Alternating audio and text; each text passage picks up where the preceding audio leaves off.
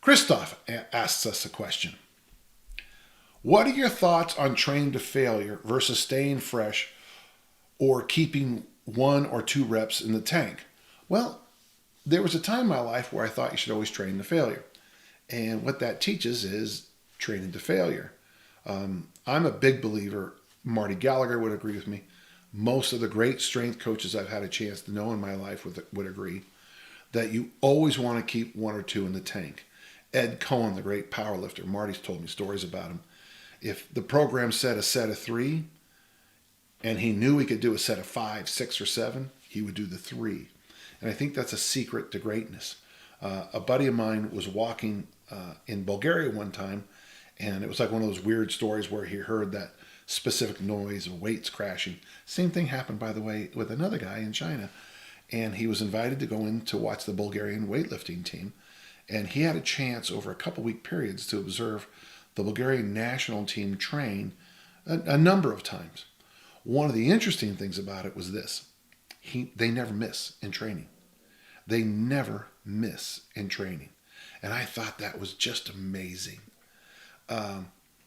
It made me start thinking about the great programs I've done, the transformation program, the 1 lift a day, easy strength. And the common thing about all those programs is these are programs that are based on never missing. And then I look back on those times in my career and I realized I threw the discus far because I wasn't burning up my nervous system all the time. Is going to failure necessary to get some muscle? Now that's a question I don't know if I can answer.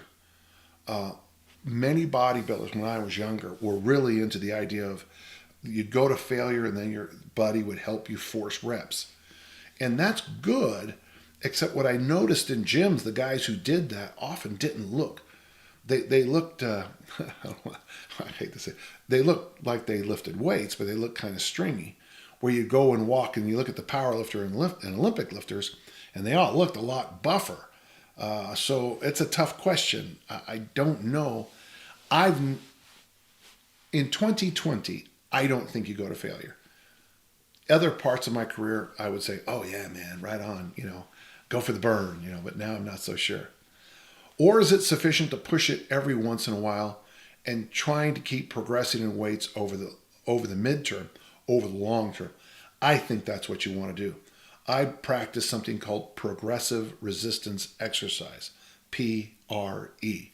And my idea is to always progress, not only in load, which is the easy one, but in sets and reps as appropriate, the complexity of the movement, or progress something as simple as from the overhead press to the bench press to the incline press to the decline press, from the barbell to the kettlebell to whatever.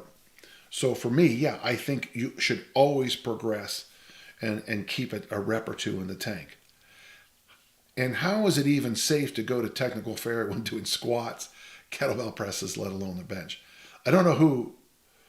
I'm almost wondering, is this to me is a rhetorical question, which are my students in my college class ask rhetorical questions all the time, and I never know how to ask one. But no, it's not safe. When I was in junior college, a guy in San Francisco died bench pressing in front of his 5-year-old son. He had collars on the bar. My good friend Dan Martin just told me a terrible story that happened in California about a man who put his GoPro up and did a heavy bench press by himself and alone, and the video of his death, the police officer had to watch the video of his death. I mean, that's some tough stuff. So no, I don't believe in that at all. So for me, get a program, follow the program. Even if you're like, what Mike Warren Brown and I do, sometimes we'll do, okay, we're going to do 8, 5, 3 on this exercise. And we, at the end, we'll say to each other, that was too light. That was too, I call it Goldilocks, okay? Too hot, too cold, just right. Too soft, too hard, just right. And what we're trying to always do is get to the Goldilocks thing of looking for just right. Get yourself away from too hard, too easy, and keep searching, Christoph, for just right.